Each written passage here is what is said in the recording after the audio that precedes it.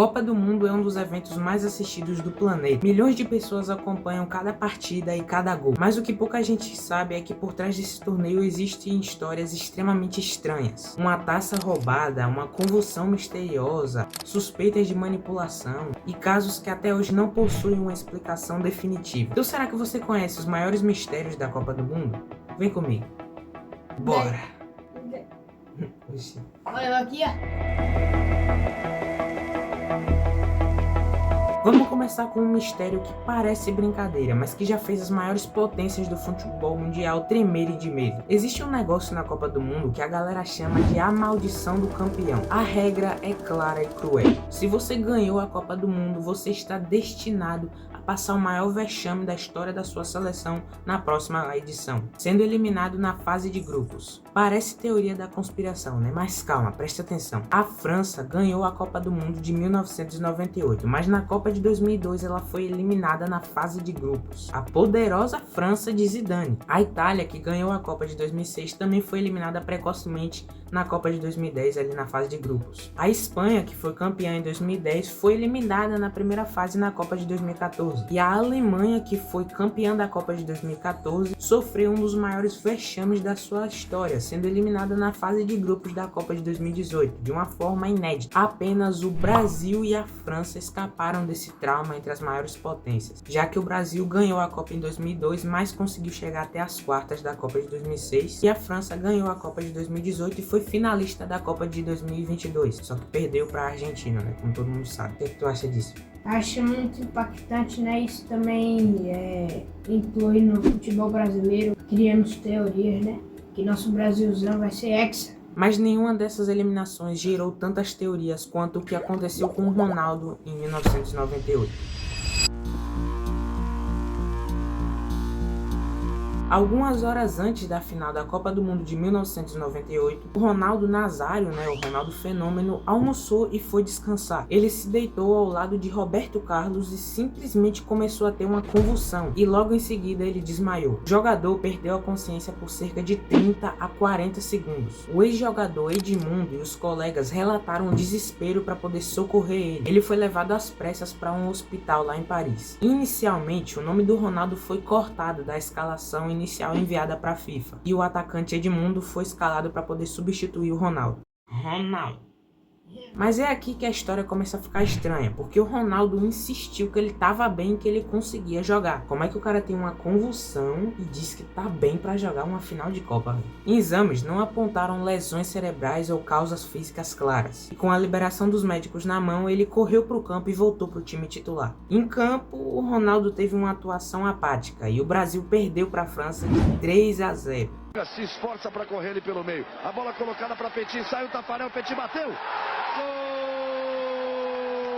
E a provável causa disso ter acontecido foi porque o Ronaldo tinha só 21 anos, né, velho? Imagina a pressão, né, de ter que jogar uma Copa aos 21 anos, a final de uma Copa. Não, então vocês não estavam com cabeça nenhuma pra jogar essa final, irmão. Nenhuma.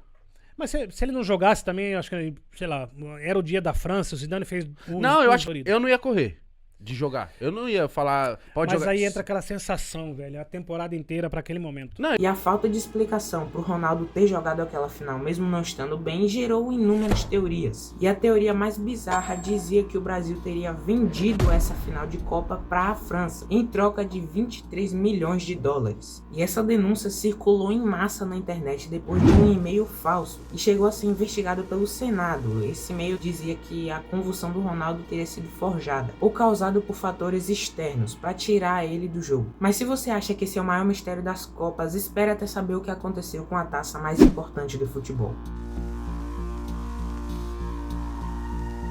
Bem, pessoal, antes da taça da Copa do Mundo ter o design que a gente conhece hoje em dia, ela era desse jeito daí, toda diferente, né? E ela se chamava Jules Rimet. E uma dessas taças, Jules Rimet, simplesmente desapareceu em 1966, durante uma exposição em Londres, antes da Copa do Mundo. E aqui é que vem a parte curiosa. Sabe como foi que acharam a taça de volta? Com a ajuda de um cachorro. Exatamente, um cachorro chamado Pickles. Ele encontrou o troféu intacto, enterrado em um jardim. O feito heróico do vira-lata virou manchete internacional ali na época. Mas calma que a história não acaba por aí, porque lá em 1983, criminosos renderam um vigia da CBF e levaram uma taça de Jules Rimet. E essa taça que eles levaram era do Brasil, que o Brasil tinha ganhado ali da Copa de 1970, tava lá na CBF, mano. E eles também levaram junto outros troféus. Para levar a taça Jules Rimet, os assaltantes chegaram até aqui, fizeram o vigia noturno abrir essa porta de ferro, que é bem pesada, ultrapassar essa outra porta aqui, que é de vidro, para chegar até o local onde a taça estava guardada junto com outras. A taça Jules Rimet, com 4 quilos de ouro, estava exatamente aqui nesse pedestal. Aqui tinha uma outra taça, aqui mais uma e nesse pedestal outra. Os assaltantes levaram todas. As investigações apontaram que Sérgio Peralta planejou o crime com os executores Francisco Rivera, o Chico Barbudo, e José Luiz Vieira, o Luiz Bigode. E os bandidos confessaram para a polícia que o troféu foi derretido para poder extrair o ouro. O argentino Juan Carlos foi apontado como responsável por derreter a peça da taça, né, do troféu. E por ela ter sido derretida, a verdadeira taça Jules Rimet foi desaparecida para sempre, né? Porque derreteram, mano.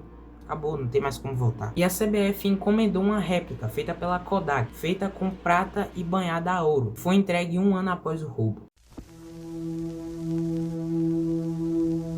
Só que as supostas manipulações de Copa do Mundo não ficam lá só em 1998, porque a Copa de 1978 é, sem sombra de dúvidas, uma das mais polêmicas da história do futebol, devido às fortes evidências de manipulação pela ditadura militar argentina. O regime teria utilizado esse torneio como uma forma de propaganda populista para mascarar violações graves dos direitos humanos, sequestros e torturas. O episódio mais escandaloso aconteceu na semifinal. Naquela época a Copa do Mundo ainda era disputada em um formato diferente, né? Era disputada em formato de grupos. E aqui vem uma decisão no mínimo questionável. O comitê organizador alterou o horário da partida da Argentina para depois da partida do Brasil. Desse modo, depois do Brasil vencer a Polônia por 3-1 às 4h45 da tarde, a Argentina entrou em campo com o Peru às 7h15 da noite, sabendo exatamente o resultado que ela ia precisar para poder vencer o Brasil. E a alegação oficial por conta dessa mudança de horário do jogo da Argentina na semifinal foi que isso teria ocorrido por questões de segurança e transmissão. E isso já foi estranho, porque na época os jogos começavam no mesmo horário para poder evitar qualquer possibilidade de vantagem, mas calma que piora. Aí os argentinos precisariam vencer o Peru por uma diferença de pelo menos 4 gols. E a Argentina foi lá e venceu o Peru por 6-0. E o time fez os gols contra o Peru com uma incrível facilidade. O Peru na época era um time que vinha fazendo uma boa campanha, e isso gerou suspeitas imediatas. O goleiro do Peru era nascido na Argentina e naturalizado peruano, tornando-se um alvo de desconfiança pela atuação passiva. Registros históricos apontam que o ditador Jorge Videla e o ex-secretário de Estado americano Harry Kissinger visitaram o vestiário do Peru pouco antes do início da partida. Investigações posteriores sugeriram que a ditadura argentina enviou toneladas de trigo gratuitas e liberou linhas de crédito financeiro. Tudo isso ao Peru logo após a partida como uma forma de recompensa. E ao longo da partida, árbitros também foram pressionados para favorecer o time da Argentina, com a marcação de faltas e pênaltis duvidosos. Na final contra a Holanda, os jogadores argentinos atrasaram a entrada em campo, questionaram a proteção de gesso em um braço de um jogador holandês, só para poder gerar uma desestabilização emocional nos jogadores da Holanda. E apesar da Argentina ter um bom time naquela época, essa vitória deles ficou manchada por conta desses pontos e mistérios não resolvidos. E o Brasil terminou aquela Copa como o campeão moral. Mas galera, vale ressaltar que não existe nenhum documento, nenhuma confirmação oficial de que essa Copa realmente tenha sido manipulada para a Argentina. Ou seja, isso permanece sendo um mistério até hoje.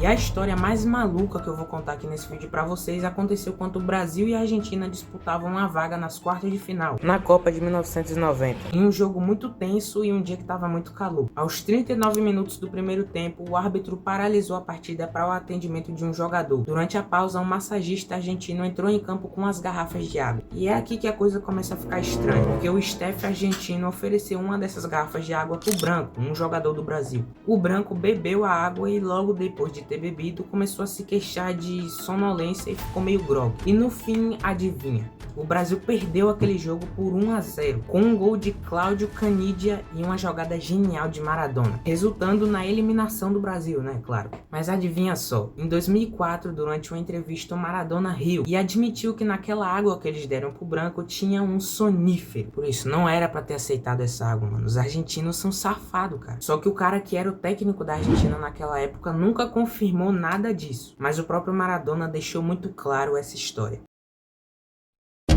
Mas e aí, você acha que a Copa de 1978 foi manipulada ou não? Não tem nada a ver. E a convulsão do Ronaldo em 1998? Será que tem alguma coisa aí nessa história que a gente não sabe? Comenta aqui embaixo porque eu quero muito saber a sua opinião. E se você curtiu o vídeo, deixa o seu like, se inscreve no canal para me ajudar nessa caminhada rumo aos 1000 inscritos. Se você gosta de Copa do Mundo e curiosidades, clica nesse outro vídeo que tá aparecendo aqui na tela porque eu tenho certeza que você também vai gostar dele. Então foi isso, pessoal. Eu espero que vocês tenham gostado do vídeo e tchau! Tchau, galera. Tchau.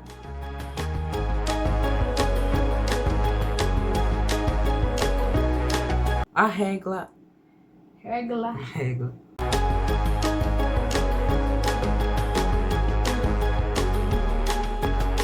Durante a pausa, um massageagir.